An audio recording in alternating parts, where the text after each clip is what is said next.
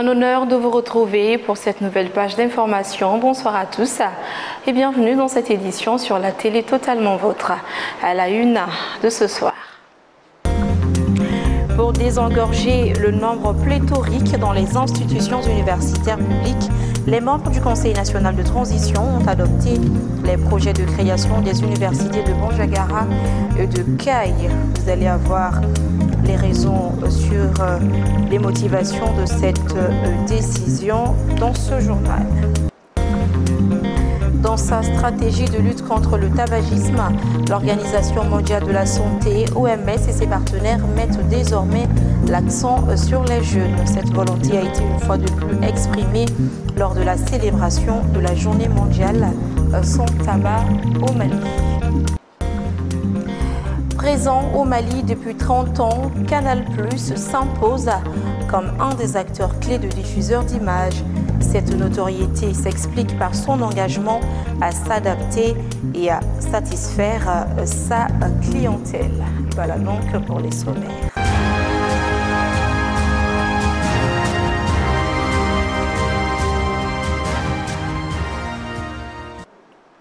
Bienvenue si vous nous rejoignez.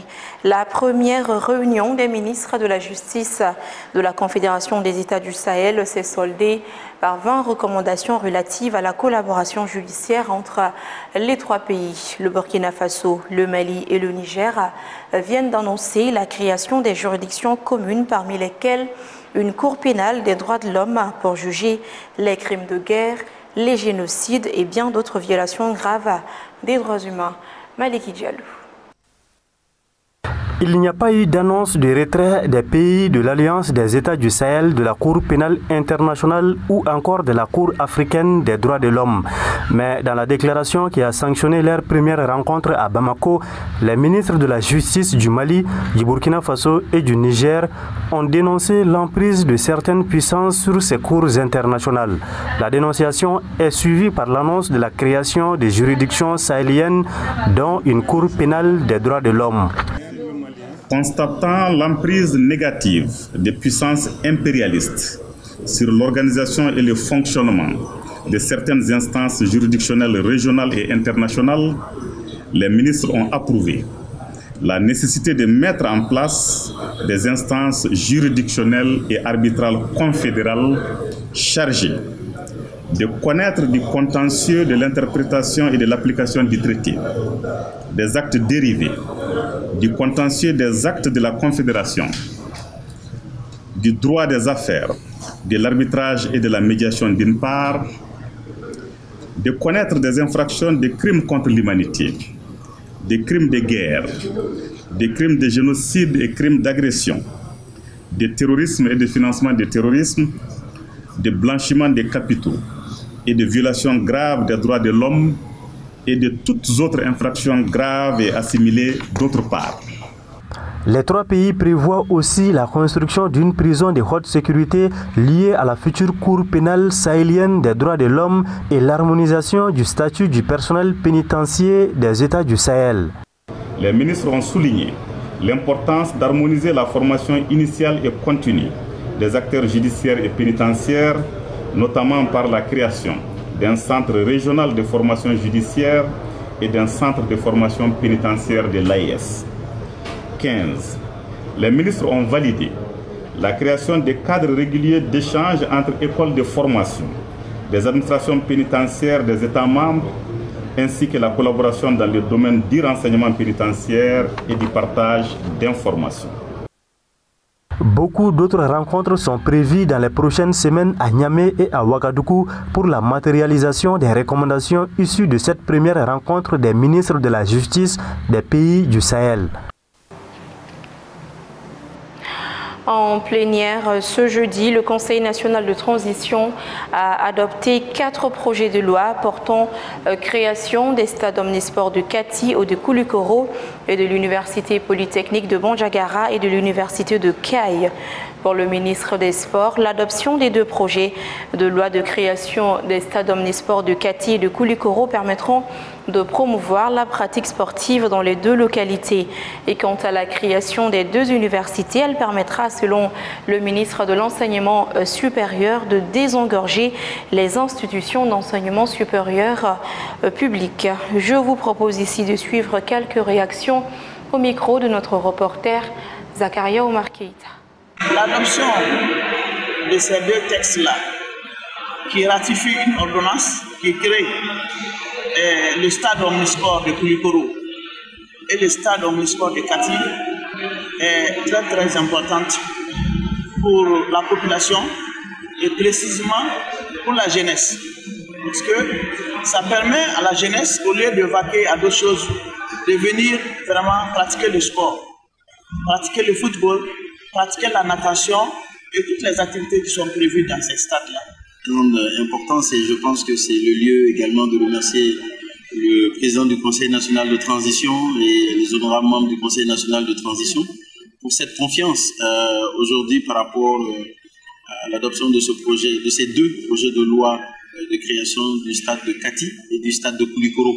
Et nous nous réjouissons de cela. Je pense que cela va nous permettre, bien entendu, de commencer le travail dans le cadre d'avoir un environnement beaucoup plus adéquat et adapté aujourd'hui pour nos sportifs, de façon globale pour le citoyen lambda qui pourra, dans le cadre du sport de masse, de venir pratiquer ses activités sportives, mais également mener d'autres activités à l'interne. Et je rappelle que les stades sont là pour les activités sportives, mais également pour d'autres types d'événements. Vous savez, les populations ont exprimé le besoin d'avoir des universités dans leur localité. Et le gouvernement a souhaité créer des universités dans les régions, d'abord pour désengorger les universités de Bamako, les facultés de Bamako. Et ensuite, pour ancrer les étudiants dans la communauté. Et cet ancrage social permet d'avoir des filières qui permettent de booster le développement dans la localité. C'est la raison pour laquelle nous, forts de l'appui des populations, des autorités régionales et des populations à la base, nous avons jugé utile de donner le quitus à ces 2 projets de loi. L'Université polytechnique de Bandiagara et l'Université de Caille. Je voudrais remercier les honorables membres du Conseil national de transition qui ont bien accepté de ratifier les 2 projets de texte créant l'Université polytechnique de Bandiagara et l'Université de Caille. L'adoption de ces textes permet de faire un maillage territorial important en termes d'offres d'enseignement supérieur dans notre pays. Toutes les concertations nationales que nous avons eues ont recommandé l'accélération et la déconcentration des institutions d'enseignement supérieur public. Je vous l'annonçais tout à l'heure dans les titres, l'Organisation mondiale de la santé, OMS, en collaboration avec le ministère de la Santé et du Développement social et le réseau de lutte anti-tabac, a célébré ce jour, 31 mai, la journée mondiale sans tabac. Le thème retenu pour cette année est « Produits du tabac et à base de nicotine ». Démasquant les tactiques de séduction de l'industrie du tabac, un thème qui constitue un appel pressant à l'action afin de protéger les jeunes contre les stratégies de l'industrie du tabac qui mettent en péril leur santé et qui compromettent leur avenir. Le compte-rendu est signé Bakary MCDB. Selon l'Organisation mondiale de la santé OMS, environ 8 millions de personnes meurent chaque année des maladies liées au tabac dans le monde, dont plus d'1 million des effets de l'exposition à la fumée. Face à cette situation alarmante, la campagne de la journée sans tabac de cette année vise à révéler les stratagèmes qu'emploie le secteur du tabac et de la nicotine pour rendre ces produits attrayants. Ces conséquences sont d'ordre respiratoire, cardiovasculaire et autres.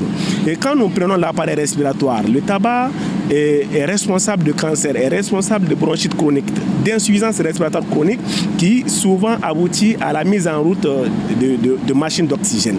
Et sur le cœur, ça entraîne l'hypertension, les maladies coronariennes, ça peut boucher les artères du cœur et même les artères des membres inférieurs qui aboutissent souvent même à l'amputation. Donc notre objectif, c'est de sensibiliser les adolescents à comprendre le mécanisme de l'addiction, à comprendre ces nouvelles tactiques et à ne pas rentrer dans l'addiction au tabac. Malgré les avancées réalisées dans la lutte anti-tabac, l'industrie tabac ne cesse de réadapter ses méthodes pour séduire de nouveaux consommateurs. Et pour l'OMS, des efforts supplémentaires doivent être déployés pour garder une longueur d'avance sur les tactiques changeantes qui prennent la jeunesse pour cible. Les gouvernements, les établissements scolaires, les familles et les communautés doivent unir leurs efforts afin de garantir que les environnements dans lesquels grandissent nos enfants soient privés de toute influence et exposition au tabac. Il s'agit notamment d'actualiser les instruments juridiques pour tenir compte des défis contemporains et de renforcer la protection contre les produits et les plateformes émergentes. Aussi, malgré l'existence d'une loi en vigueur dans la lutte contre le tabagisme, des défis restent à relever selon le représentant du département de la santé. Il y a eu des textes de loi qui ont été votés pour interdire l'utilisation du chicha, qui était une nouvelle forme de tabagisme qui s'implantait, mais qu'on a vite circonscrit. Donc, ces thèmes interpellent tous les jeunes pour dire ne faites pas attention aux propos milieux de l'industrie du tabac. Ne faites pas attention aux emballages attirants qu'on vous propose. Ne faites pas attention, en tout cas, aux marques qu'on vous propose. Mais sachez que vous portez l'espoir d'un pays, la jeunesse. À travers cette célébration, l'Organisation mondiale de la santé réaffirme son engagement à construire un avenir sans tabac où chaque jeune en Afrique peut grandir en sécurité, en bonne santé et est habilité à agir de façon responsable. Au-delà des messages de sensibilisation, des clubs de jeunes ont été mis en place pour faire face au fléau. Par ailleurs, le comité de gestion, appuyé par le conseil d'administration et les doyens de presse, était aujourd'hui en assemblée générale pour doter le Fonds de solidarité de la presse d'un statut et d'un règlement intérieur et d'un plan d'action pour le comité de gestion. Lancé le 10 mai dernier, le Fonds SOPES ambitionne d'assurer dans la dignité la prise en charge médicale des hommes de médias à jour de leur cotisation. Le compte rendu est signé Maliki Diallo. C'est une rencontre très importante pour l'avenir du Fonds de solidarité de la presse. Elle permettra de relire les textes fondamentaux du Fonds pour qu'ils soient en phase avec les réalités du moment. Le président de la Maison de la Presse appelle à l'adoption des textes qui répondront aux attentes de tous. Travaillons à faire en sorte que des textes démocratiques, partagés et acceptés de tous, validés par la contribution des uns et des autres. Nous sommes cette presse, quand on se réunit souvent pour faire les textes, c'est comme les politiciens.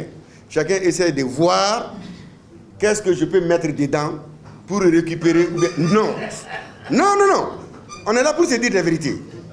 Donc, je voudrais, en tant que président de la Maison de la Presse, au nom du succès de la presse, que les sorties intempestives, les bavardages inutiles, que les gens se mettent ensemble et que chaque virgule et point soit discuté et validé.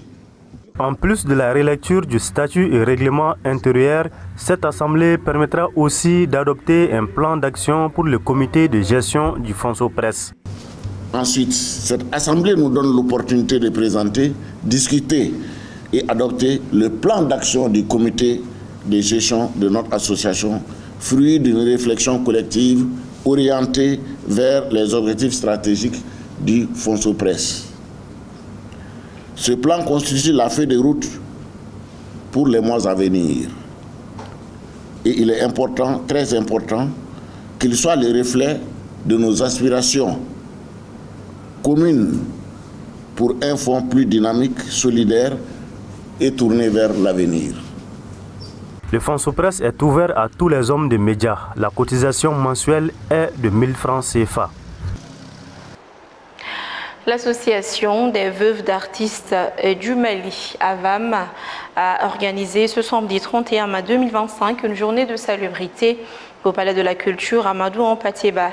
Cette activité, qui rentre dans le cadre de l'année de la culture, vise à rendre le Palais de la Culture plus propre et ainsi agréable pour les visiteurs. Je vous propose ici de suivre quelques réactions afin d'être davantage édifiés sur cette initiative de l'AVAM, au micro de notre reporter Omar Kuita.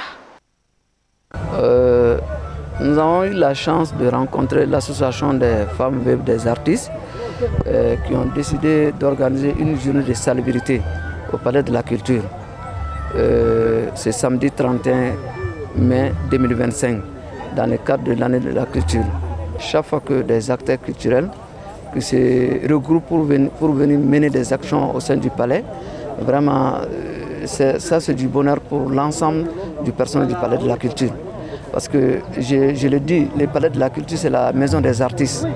Vu que l'année 2025 a été décrétée l'année de la culture, que chaque acteur se manifeste en sa manière. C'est une manière pour les femmes de venir nettoyer, pour venir embellir le palais. Ça va au-delà de toute attente. Donc organiser cette journée par les femmes veuves des artistes du Mali avec l'accompagnement du département est vraiment salutaire. L'initiative est belle et salutaire. Et nous les remercions, nous les félicitons. C'est pour dire que aussi à l'ensemble des citoyens, et ce que vaut l'espace du palais, son importance, son nom historique, Amadou Hampâté-Bâ, et aussi bien le cadre même du palais. C'est pour dire aux autorités du palais que le palais est un lieu qui doit être entretenu. Canal+ a célébré avec faste les 30 années de sa présence au Mali. Couplé au 10e anniversaire de la création de sa filiale, la soirée gala organisée ce vendredi 30 mai 2025 dans un hôtel de la place a rassemblé de nombreuses personnalités du monde des médias, de la culture, ainsi que des représentants des autorités publiques et des partenaires. Le compte-rendu est signé Lassine Diakité. Avec cette célébration, Canal+ réaffirme sa volonté de continuer à investir au Mali et à renforcer son ancrage dans un pays où la télévision reste un vecteur essentiel d'information, de promotion de la culture et de divertissement. Le directeur général de Canal+ Mali, visiblement ému, a refait l'historique de l'implantation de Canal+ dans notre pays, soulignant les efforts constants déployés pour adapter l'offre de la chaîne aux réalités culturelles et économiques locales.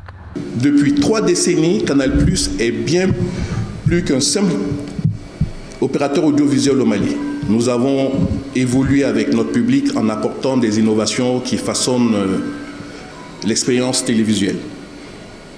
Par exemple, notre décodeur connecté et l'app Canal+, permettant aux abonnés d'accéder à leurs programmes où qu'ils soient, avec flexibilité et une qualité optimale. L'innovation reste au cœur de notre mission. Nous sommes également fiers d'avoir intégré davantage de contenus locaux pour refléter la richesse culturelle du Mali et de l'Afrique à travers le lancement en 2024 des chaînes Mandeka et Poulagou qui proposent des films et des séries exclusivement dans 2 langues locales majeures, le manding et le peul. À travers son soutien aux industries créatives et culturelles, Canal+ participe à l'émergence de nouveaux talents et à la structuration d'un écosystème médiatique fiable au Mali. Notre engagement social se traduit par des actions concrètes telles que l'opération Orphée, qui permet d'accompagner les orphelinats avec des dons de vivres et la réhabilitation de leurs locaux, ainsi que la distribution de kits scolaires aux élèves d'école. La cérémonie a également été marquée par l'intervention du représentant du ministre de la Communication, de l'économie numérique et de la modernisation de l'administration, venu saluer le rôle essentiel que joue Canal+ dans le paysage médiatique malien. Cet anniversaire est une opportunité de reconnaître le rôle majeur que joue Canal+ dans l'évolution du paysage audiovisuel et numérique de notre pays. Depuis ses débuts au Mali, Canal+ a été un acteur clé dans la démocratisation de l'accès à des contenus de qualité permettant à nos populations de découvrir, de rêver et surtout de s'informer. À vous les équipes de Canal+, à tous ceux qui ont contribué à bâtir cette aventure, à tous les créateurs, producteurs et techniciens qui donnent vie aux images, je vous félicite et vous remercie au nom du ministre Alhamdou Aguilien. Que cette soirée soit une célébration de l'excellence et un tremplin vers les nouveaux défis qui nous attendent. La soirée, placée sous les signes de la célébration et de la reconnaissance, a également été marquée par la présentation des activités phares réalisées par Canal+ et les prestations artistiques.